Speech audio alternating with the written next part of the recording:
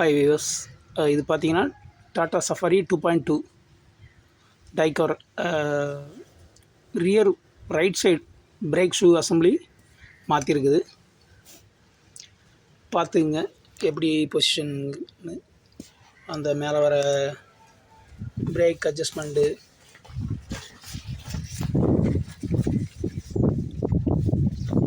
Spring position பார்த்துங்க.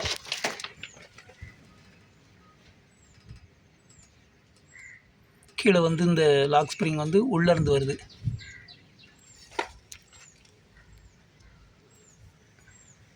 அதே மாதிரி பாட்டம் ஒரு லாக் ஸ்ப்ரிங் இருக்குது, அது வசம் பார்த்துங்க உள்ளுக்குள்ளேருந்து வருது. இந்த இடம் பார்த்தீங்கன்னா இதுவும் பார்த்தீங்கன்னா சீட்டிங் இப்படி தான் வருது. சீட்டிங்